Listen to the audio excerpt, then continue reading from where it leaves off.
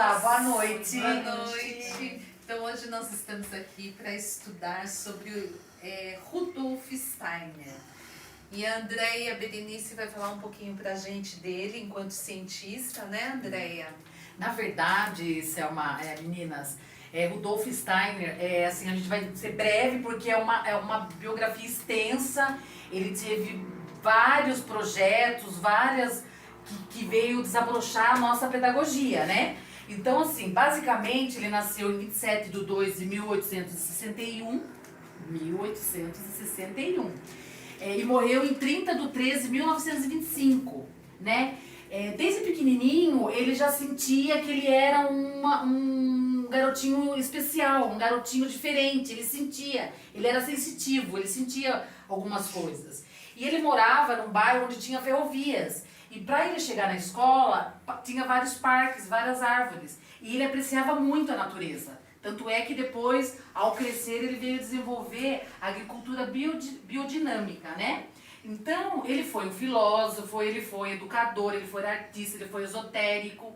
Ele fundou uma escola, que depois a Berenice vai falar um pouquinho mais sobre a vida dele. Mas, basicamente, desde criancinha, ele já sentiu que ele era um menino especial, né? A Berenice vai entrar um pouquinho mais na vida dele. Também ele desenvolveu sua própria linha de pensamento. Nesse estudo antropológico, ele verificou que o ser humano demora 21 anos para formar o corpo, do 21 aos 42 anos para formar a psique. Do 42 aos 63, desenvolve a individualidade. Também ele trabalha com o sistema de setênio, que é a primeira infância. O segundo setênio é a segunda infância e o terceiro setênio é a travessia entre a adolescência, a puberdade e até aos 21 anos.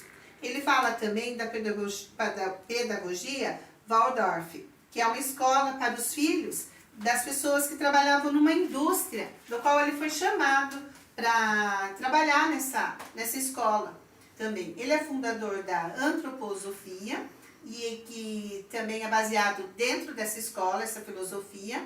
Trabalhou juntamente com a sua esposa, dentro do espiritismo, né? Steiner gostava de agricultura, arte, literatura, também era matemática e conhecia um pouco de filosofia e medicina. Essa filosofia chamada antroposofia é uma doutrina filosófica e mística fundada por ele mesmo, que é uma ciência espiritual. A gente vai passar para a nossa amiga aqui, que vai falar um pouquinho juntamente com o que eu já estou falando. Sim, o Rudolf Steiner, ele também foi até chamado de ocultista. Por quê? Porque ele trazia uma ciência do oculto, ele tinha uma sensação de algo, de uma ciência que não era visível, né? E isso a gente pode conciliar com o mesmo sistema do Dr. Kepp, né? Que é onde ele consegue dizer sobre as doenças psíquicas. Ele tinha a mesma linha, a mesma linhagem, exatamente. Então, e aonde o nosso corpo, na nossa estrutura do corpo, 10% é a nossa estrutura do corpo, 90% seria a nossa parte psique mesmo, né? Dos sentimentos, pensamentos, né? Então, o ser humano, ele trouxe essa ciência do oculto. Ele não acredita somente no ser humano carne, ele sabe que existe sim a parte espiritual, né? A psique. E podemos comparar aí, por exemplo, as pessoas que acham que o primeiro mundo é perfeito, né? As pessoas que moram lá no primeiro mundo é perfeito. Por quê? Porque indo pra lá eles têm muito assim um contato com o eu, com o mundo matéria, não tem contato com o eu, com o interior. E aonde que tem essa inversão, né? Lá no primeiro mundo. Já tá falando ainda.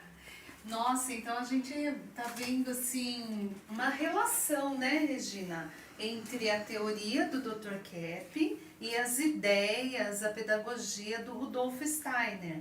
Aí com a Andréia, a gente viu, Andréia, eu quero destacar essa questão que você falou de que quando ele era criança, ele passava por um caminho de natureza e isso influenciou aquela pedagogia que futuramente, quando adulto, ele iria Fundar, criar, né? Essa pedagogia Waldorf. E agora a Elisa poderia falar para a gente um pouquinho, Elisa, relacionar as ideias do Rudolf Steiner com as ideias do Dr. Kepp no que diz na orientação da criança, na educação, com relação à liberdade. O que você viu dessas questões? Eu percebi que a criança hoje ela está muito liberal. Elas fazem o que elas querem, os adultos fazem a vontade delas, e isso complica muito o desenvolvimento da criança, que eles têm que aprender, que eles têm que ser um adulto saudável no futuro. Então a gente pode destacar, não sei o que vocês pensam, vocês me ajudam a destacar essa questão, porque a nossa finalidade é achar as ideias que se alinham entre Kepp e o Rudolf Steiner, mas aqui na fala da Elisa a gente vê algo que é divergente. Sim. Porque o Dr. Kepp ele nos ensina a importância da orientação da criança. Da disciplina, da né? disciplina, do limite. limites. E já a Elisa trouxe pra gente que... No mundo atual, hoje, né? E A também gente na acaba- ideia do Rudolf Steiner, né? A criança era livre, uma liberdade desordenada, né? E a criança precisa... acho que Dessa orientação, dessa disciplina, desses limites, né? Então, acho que basicamente vem fazer esse contraponto. Mas falando no que faz um paralelo com o Dr. Kepp e o Rudolf, Selma. O que a gente pode chegar nessa conversa, bem assim, sucinta, o que nós podemos ver, o que os dois mais ou menos têm o mesmo pensamento? Olha, Andréia, eu destaquei nesse estudo que Rudolf Steiner ele estava já introduzindo esse olhar para o transcendental, né? Isso. Na época dele era o positivismo, o materialismo, e as ideias dele vêm se contrapor. E isso tem uma relação também com as ideias do Kepp, porque o Kepp olha para a criança, para o ser humano, como esse ser integral, não só físico, sensações, mas ele tem um espírito, ele tem uma alma, uma psique, uma emoção, da onde derivam as nossas doenças. Sim. Então a gente vê esses elementos que se aproximam nesses dois autores, que tanto estamos aprendendo com E eles, para né? finalizar, o que fica também bem evidente dos dois é a questão do amor, né? É a questão do amor, que como se diz, né, Selma, até existe na Bíblia um versículo, se eu não me engano, acho que é Coríntios, depois vocês me corrigem, que onde não há amor, nem que eu falasse línguas, mas que nós, que somos professores, se a gente não tiver amor, ver que cada um é diferente, que cada um, se a gente não tiver amor, a gente não consegue, se a gente não se doar ao nosso semelhante, a gente não consegue fazer realmente um bom trabalho. Então acho que basicamente essa parte do amor, essa parte espiritual, né? Porque o Dr. Kepp sempre fala que nós, como a nossa colega falou, que a gente é 90%, olha gente, 90% nós somos espirituais. E 10%, e só que no mundo que a gente vive hoje, eles veem mais o material e deixam o psíquico lá, né? Então quer dizer, basicamente o que a gente pôde, eu não sei se as meninas concordam, que essa parte de a gente ver o doente e não a doença. Não dar prioridade na doença, mas sim trabalhar o doente, trabalhar o que está dentro dele.